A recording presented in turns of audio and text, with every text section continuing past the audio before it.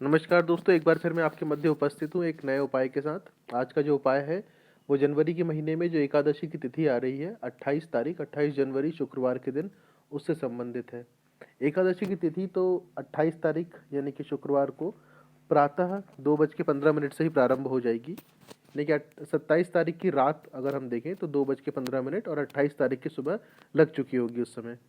और एकादशी की जो तिथि है वो समाप्त होगी रात को 11:35, 28 तारीख शुक्रवार के ही दिन। अब शुक्रवार का जो दिन है वो माँ लक्ष्मी से संबंधित होता है।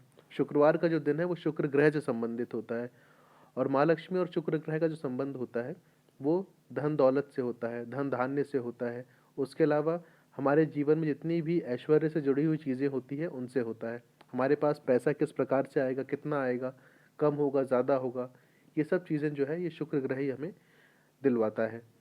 तो माँ लक्ष्मी और शुक्र ग्रह से संबंधित ये दिन होता है। आज का जो ये उपाय है ये माँ लक्ष्मी से ही संबंधित है और शुक्र ग्रह से संबंधित है। अगर हम महालक्ष्मी की पूजा करते हैं या माता लक्ष्मी की पूजा करते हैं तो शुक्र ग्रह की कृपा अपने आप हमें प्राप्त होती है, क्योंकि शुक्र ग्रह जो है उनकी देवी माँ लक्ष्मी को माना गया है। किसी भी जातक की कुंडली में शुक्र ग्रह कमजोर है, किसी प्रकार की दिक्कत समस्या आ रही हो शुक्र से संबंधित, माँ लक्ष्मी की पूजा प्रारंभ करें। शुक्र ग्रह से संबंधित सारे दोष समाप्त हो जाएंगे। एक सकारात्मक जो परिणाम है वो देखने को मिलने लगेगा। आज के इस उपाय में मैं आपको बताऊंगा कि किस प्रकार से आपको शुक्रवार के दिन छोटा सा उपाय करना है। एकादशी की तिथि भी है। एकादशी जो होता है वो भगवान विष्णु से संबंधित होता है। अगर माँ लक्ष्मी से पहले भगवान विष्णु की पूजा की जाए तो माँ लक्ष्मी वैसे ही प्रसन्न हो जाती है। ये चीज़ें मैंने कई बार बताई भी है, आज फिर बोल रहा हूँ। और चूंकि आज दिन माँ लक्ष्मी का है, शुक्रवार का दिन है, एकादशी यानी कि भगवान विष्णु का भी दिन है, तो पहले भगवान विष्णु की पूजा करें, उसके बाद माँ लक्ष्मी की। निश्चित तौर पे आपके जीवन में परिवर्तन आएगा ही आएगा। उपाय करने का जो समय रहेगा वो 28 तारीख दिन शुक्रवार सुबह 5:08 से 6 बजे के बीच का रहेगा। ये जो उपाय का समय जो होता है इस समय आप अपना उपाय प्रारंभ कर सकते हैं। फिर वो समाप्त कितनी भी देर के बाद हो उसमें कोई दिक्कत नहीं है, लेकिन सही समय पर सही चीज़ को प्रारंभ करिए। ये समय खास इसलिए भी है क्योंकि इस समय सर्वार्थ सिद्धि योग भी रहेगा।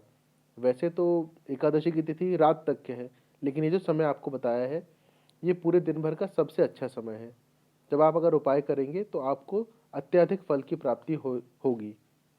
इसलिए ये समय आपको बताया जा रहा है। सुबह 5:08 से 6 बजे के बीच में आपको स्नान करके अपने पूजा स्थान में आकर के बैठना है। ध्यान रखिए जब आप स्नान कर रहे हो तो जो भी आपका पानी होगा स्नान का, उसमें आप एक हरी इलायची अवश्य डाल लीजिए। शुक्रवार का दिन है, शुक्र ग्रह से संबंधित होता है। हरी इलायची शुक्र ग्रह को और बेहतर और अच्छा करेगा। तो एक हरी इलायची अपने नहाने के पानी में डाल लीजिए। उसके बाद पूजा स्थान में उत्तर दिशा की ओर मुख करके बैठ जाइए। अगर घी का दिया आप जला सकते हैं तो सबसे अच्छा होगा। उसमें भी अगर गाय के घी का दिया आप जलाएंगे तो सबसे अच्छा।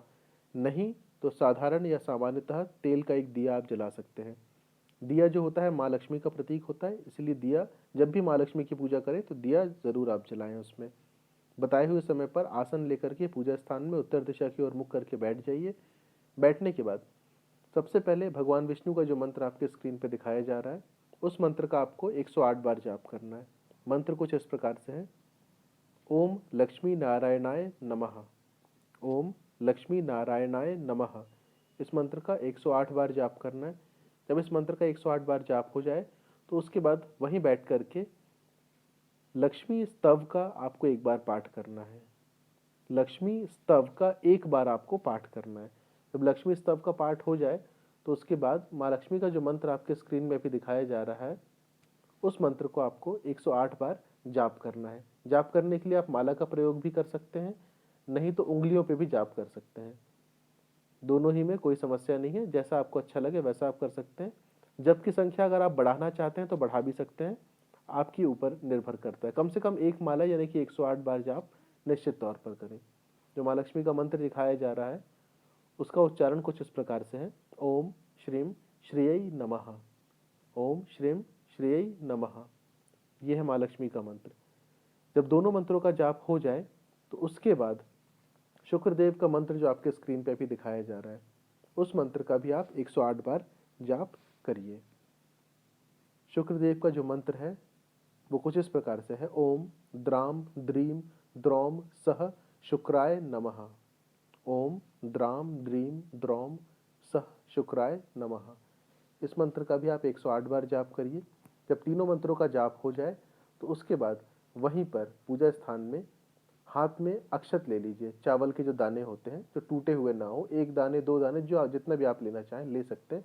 लेने के बाद आपके द्वारा पूजा में जो भी गलती या कमी हो गई हो या रह गई हो, उसके लिए भगवान विष्णु, माँ लक्ष्मी और शुक्रदेव से क्षमा याचना करते हुए अपनी पूजा को पूर्ण करने की या पूर्ण समझने की कृपा करें, वो भी इन अक्षत के दानों के द्वारा। जो भी कमी रह गई हो वो इन अक्षत के दानों से आप पूरा कर समझने या करने की कृपा करें, ऐसा बोलते हुए आप वहीं पूजा स्थान में कटोरे में वो चावल के दाने छोड़ दीजिए।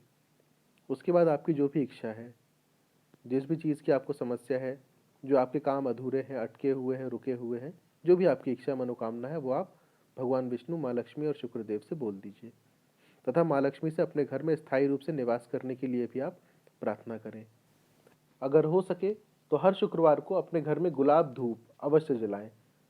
गुलाब की जो धूप बत्ती आती है उसे अवश्य जलाएं, क्योंकि माँ लक्ष्मी को गुलाब के फूल अत्यधिक प्रिय हैं। कमल का फूल तो है ही, गुलाब इत्र, गुलाब के फूल, गुलाब की धूप, ये आप अपने घर में हर शुक्रवार अगर हो सके तो प्रयास करें कि आप अवश्य जलाएं, जिससे कि माँ लक्ष्मी की कृपा आपके घर में बनी रहे।